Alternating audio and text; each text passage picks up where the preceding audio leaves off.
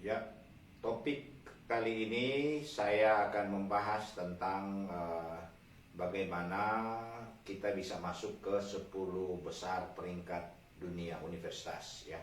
Di seluruh dunia ini ada lembaga-lembaga pemeringkatan yang coba membuat pemeringkatan. Nah, kalau kita mau masuk di 10 besar, apa yang harus kita siapkan? Ya, antara lain anggaran penelitian. Kemudian kita juga melihat apa sih indikator pemeringkatan yang dilakukan. Nah, ini saya coba membuat analisis terkait itu, terkait bagaimana strategi kita untuk masuk 10 besar peringkat universitas. Apakah rasional atau apakah bisa atau tidak? Nah, nanti kita lihat sendiri bagaimana kita atau universitas yang sudah masuk di 10 peringkat dunia menurut beberapa lembaga pemeringkatan. Oke, mari kita lihat ya. Kita lihat pertama, ini 10 besar universitas yang dunia yang masuk QS ya. World Class University ya. Yang pertama adalah dari Amerika ya, Massachusetts Institute of Technology, MIT ya. EAS di Amerika ya. Kemudian Imperial College London, Inggris. Kemudian ketiga ada University of Oxford, Inggris. Kemudian ada Harvard University. Kemudian keempat ya, kelima University of Cambridge, Inggris. Stanford University, Amerika. ETH Zurich, Swiss. NUS masuk ya, National University of Singapore masuk. Kemudian University College London, Inggris. Kemudian California Institute Teknologi ya, di Amerika. Jadi didominasi oleh negara-negara Amerika. Itu dari pemeringkatan. Nah, bagaimana ini dari sisi pemeringkatan yang dari berbagai aspek penilaian ya. Oke, ini ada umumnya didominasi oleh Amerika, Inggris ya. Ada satu negara ASEAN yang masuk adalah Singapura, NUS ya, National University of Singapore, masuk 10 besar menurut QS. Nah, yang kedua kita lihat di sini yang menarik, 10 negara dengan anggaran research and development terbesar. Ya, ini walaupun data ini tahun 2022, tentu sekarang sudah lebih berganti, sudah beda. Tapi paling tidak kita bisa melihat ancar-ancar ya bagaimana negara Cina itu melontarkan begitu banyak anggaran untuk pengembangan di dunia pendidikan tinggi ya. Ini kita lihat 10 negara dengan anggaran research and development terbesar ya. Nah, ini saya mengambil dari menggunakan teknologi AI yaitu ChatGPT. Yang pertama ya Amerika Serikat ya. Kita lihat dia 679,4 miliar ya. Dia sekitar 3% dari PDB-nya ya.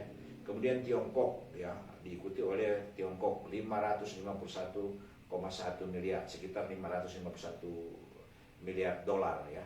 Ya, kemudian Jepang itu 182 dolar. Dan ketiga Jerman yaitu 143 miliar dolar ya. Korea Selatan itu sangat besar juga, kita lihat 106,1 miliar, 5% dari PDB-nya. Kita lihat Prancis itu 568 miliar. Kemudian India itu besar 65,2 miliar dolar. Inggris 54,9 dolar ya, atau 2,77% dari PDB-nya. Kemudian Rusia 52,2 miliar dolar ya. Dan Brasil yang ke-10 adalah Brasil 37 miliar dolar. Sementara Indonesia kita lihat hanya 8,2 miliar, masih sangat kecil, 0,24% PDB. Nah, ini untuk masuk Cina aja, dengan Jepang, Korea Selatan dengan anggaran penelitian yang begitu besar, di mana ini merupakan salah satu indikator penilaian masuk dalam 10 besar universitas World Class University, universitas berkelas dunia ya. Tadi ada dengan QS ya, ada juga nanti ada lembaga pemeringkatan lainnya. Ya, kita lihat bagaimana Indonesia yang masih sangat kecil ini untuk masuk ke sana ya. Jadi sebenarnya ini yang harus kita lihat bersama. Kalau dalam podcast saya yang sebelumnya kan saya mengharap diganti saja akreditasi dengan panduan mutu dan membiarkan kita masuk di dalam dari panduan mutu itu tercermin dari indikator-indikator yang mendukung untuk bisa masuk ke ya memang kalau mau terlalu ya dengan anggaran penelitian seperti ini ya terlalu inilah muluk-muluk kalau kita mau segera masuk di 10 besar ranking dunia. Tapi kan berkaca daripada Singapura kok bisa ya. Ya Singapura bisa ya. Singapura tidak masuk dalam 10 besar anggaran penelitiannya terbesar. Ini kalau lihat tahun 2022 ini cukup besar, tapi masuk NUS bisa masuk di 10 besar lembaga pemeringkatan dunia. Ya, why not? Tentu kita walaupun dengan hanya 8,2 miliar itu cuma 0,2 hanya 0,24% dari PDB, ya untuk berharap masuk di 10 besar negara peringkat dunia ya tentu banyak yang harus diperbaiki lagi. Tapi paling tidak sistem akreditasi yang sudah saya sebutkan sebelumnya dengan panduan mutu dan membiarkan lembaga pemeringkatan menilai keberhasilan kita itu sebenarnya ya sudah satu hal yang ini tidak perlu dosen dibebankan dengan segala administrasi. Nah, mari kita lihat penilaian daripada QS Award ya. Ini yang lembaga pemeringkatan dunia. Apa yang dia nilai? Itu pertama ada 6 ya. Pertama reputasi akademik. Reputasi akademik yaitu seberapa banyak penelitian-penelitian ya. Tadi terkait lagi dengan anggaran penelitian ya. Seberapa banyak penelitian-penelitian yang menghasilkan atau yang menghasilkan karya-karya yang dibutuhkan di dunia industri ya. Ya banyak macam-macam ya itu reputasi akademik ini ya. Berapa banyak termasuk juga guru-guru besarnya, berapa banyak yang menghasilkan karya-karya ilmiah ya. Gitu. Itu yang salah satu penilaian itu 40% itu ya. Kemudian reputasi pengusaha ya, itu bagaimana berkolaborasi dengan pengusaha-pengusaha dengan dunia industri untuk melakukan penelitian-penelitian dan pengembangan-pengembangan di bidang pengembangan akademik gitu ya. Kemudian rasio fakultas dan mahasiswa itu harus ya. Jadi fakultas dan mahasiswa itu ya harus masuk di rasio, jangan kita mau menerima sebanyak-banyaknya. Misalnya katakanlah ya kalau satu dosennya 80 ya harusnya mahasiswanya kalau satu kelas itu 20 ya paling banyak 80 kali 20 ya itu sekitar 1.600 mahasiswa yang bisa yang rasionya memenuhi syarat karena ada standar kan untuk satu dosen dia mengajar dengan baik itu jika mahasiswa tidak lebih dari 40, biasanya range-nya dari 20 sampai 40 itu yang ideal, yang baik ya. Nah, kita lihat apakah standar itu yang dipakai oleh QS Award ya sudah, kalau itu kita tinggal ikut saja ya. Situs web university, jadi web universitas itu bukan sekedar hanya tampilan, tapi di dalam web itu ada banyak sekali sirkulasi yang orang sangat membutuhkan di website tersebut, bukan hanya mahasiswanya. Di situ kan ada jurnal-jurnal kita, ada macam-macam penelitian, karya-karya penelitian kita, ada banyak paten-paten yang bisa kita lihat, banyak produk-produk yang bisa dijual di dunia industri. Itu karya-karya semua ini itu dilepas di web university, itu dinilai. Jadi mobilitas daripada website universitas itu sangat penting. Jadi makanya web universitas itu harus didesain agar supaya ya ada terjadi artinya supply and demand. Kalau ada tuntutan pasar begini maka website kita harus menyuplai itu, harus menyediakan itu sehingga akses ke website kita itu akan jadi tinggi, sehingga itu ada penilaian poin 5%. Kemudian jaringan riset internasional, seberapa banyak kita mampu melakukan research internasional, artinya membangun jaringan. Ya kita lihat, saya pernah didatangi oleh beberapa peneliti dari luar, dari Jepang dan lain sebagainya, dan mereka itu ingin melakukan penelitian di Indonesia, tapi anggaran penelitian itu mereka peroleh dari lembaga-lembaga internasional ya, WHO dan lain sebagainya. Jadi mereka mampu melakukan itu. Bayangkan kita di Indonesia, mereka datang mengambil problem di Indonesia dan untuk mendapatkan anggaran penelitian dari lembaga-lembaga internasional. Nah, kenapa kita para dosen-dosen kita tidak bisa seperti itu ya? Nah, ini karena itu menjadi poin ya, kalau kita bisa dapat anggaran-anggaran research grant dari lembaga-lembaga internasional atau negara-negara luar negeri dan lain sebagainya, kerjasama ini akan menjadi poin tinggi untuk kita bisa masuk ke peringkat universitas dunia. Kemudian dampak penelitiannya, penggunaan daripada penelitian-penelitian karya-karya penelitian kita, apakah paten dan lain sebagainya, apakah itu digunakan di dunia industri atau digunakan dalam masyarakat. Ini indikator-indikator penilaian dari KS World Universitas Ranking ya, untuk ranking dunia universitas. Nah ini sebenarnya yang cukup ini aja yang kita konsentrasi, tidak perlu lagi mau akreditasi dengan dibebani dengan berbagai macam administrasi. Kalau ini kan kita cuma bekerja saja ya, reputasi akademik ya, dosen-dosen harus meneliti ya, selain mengajar ya. Karya penelitian ini ya itu mereka rajin mencari sampai dapat. Kalau di Indonesia kurang besar anggaran penelitiannya, bisa cari di internasional atau kerjasama dengan dunia internasional. Kan kita banyak sumber daya alam kita yang dari luar negeri itu tertarik untuk melakukan research di Indonesia. Nah ini yang harus dibuka, kita tidak boleh menutup agar supaya angka-angka ini atau indikator-indikator ini ya, ini kan tidak perlu lagi kita mau dengan berbagai macam administrasi yang ini kalau kita dapat ini, universitas kita akan naik. Dan tentu dengan indikator-indikator ini kalau kita bisa lakukan, maka mutu daripada universitas ini akan semakin baik ya. Jadi itu korelasinya, bukan dengan berbagai macam dokumen-dokumen administrasi. Ini yang salah satu yang ingin kami sampaikan. Ini juga penilaian dari lembaga pemeringkatan lainnya. Jadi THE The World. Jadi ini kita biasa bilang The World University Ranking ya.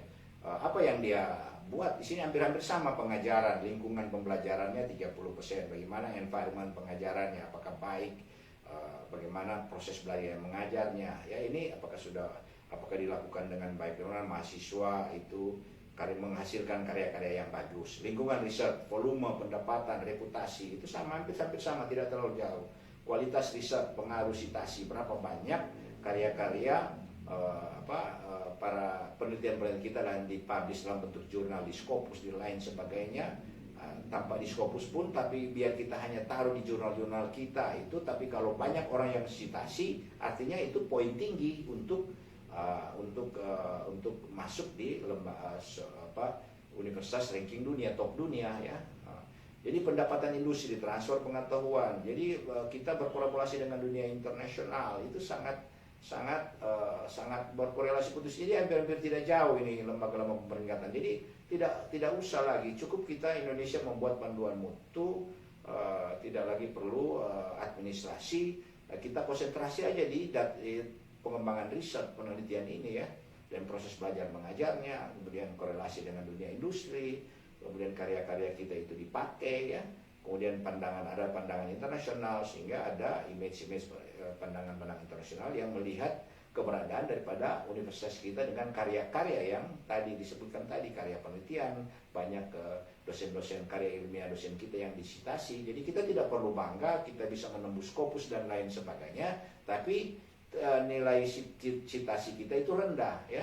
Artinya banyak orang tidak perlu penelitian kita ya. Kalau semakin banyak kan itu ada ukurnya, ada H-index, I-index itu biasanya kalau di Scopus dan lain sebagainya kan ada diukur dari parameter-parameter ini kan, bisa melihat kalau jumlah citasi kita itu semakin banyak, semakin berpeluang untuk naik di lembaga pemeringkatan internasional. Saya kira ini yang mungkin bisa kita lihat.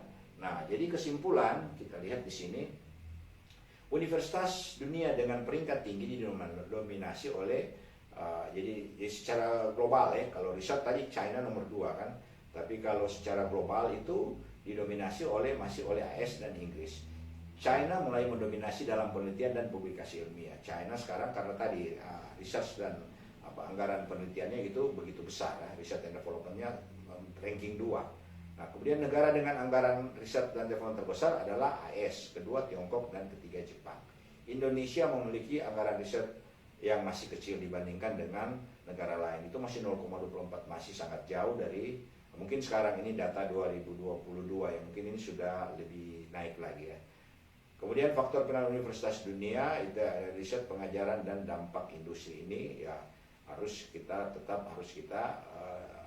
effort ya, harus kita buat penguatan di angka kayak. Jadi inilah kesimpulan akhir dari dari apakah bagaimana strategi kita untuk supaya bisa masuk pada lembaga pemeringkatan dunia. Memang masih sangat jauh, tapi ini masih udah jauh lebih baik daripada kita berkutat dengan sistem akreditasi yang berkutat dengan berbagai macam dokumen-dokumen administrasi, di mana outcome kita itu masih jauh daripada kebutuhan pasar. Saya kira jika kita mampu membuat sistem panduan mutu dan menghilangkan sistem akreditasi, cukup diserahkan kepada lembaga pemeringkatan dunia, tentu dengan melihat indikator dengan capaian-capaian indikator yang dibutuhkan untuk masuk dalam universitas ternama dunia. Nah, ini yang harus kita capai bersama. Mari kita berusaha untuk melakukan reformasi pendidikan untuk menjadi lebih baik. Saya pikir menteri yang baru ini gagasan-gagasannya tentu kita menunggu agar supaya sistem-sistem yang lama, kita tidak perlu takut melakukan perubahan dalam satu sistem pendidikan, karena yang jelas sistem pendidikan itu tidak kaku, harus fleksibel mengikuti perkembangan dunia industri dengan teknologi yang semakin canggih yang ada saat ini, yang semakin berkembang, ya, seperti teknologi AI. Seperti yang saya gunakan juga teknologi AI untuk mendapatkan data-data yang saya butuhkan dalam menjawab beberapa pertanyaan yang yang sudah tadi disampaikan. Apakah lembaga kita masih memerlukan sistem akreditasi atau panduan mutu dengan melihat mengacu pada indikator-indikator pada lembaga-lembaga pemeringkatan dunia, untuk supaya kita bisa masuk di universitas top dunia. Oke, saya kira ini yang bisa saya sampaikan. Sekian dan terima kasih.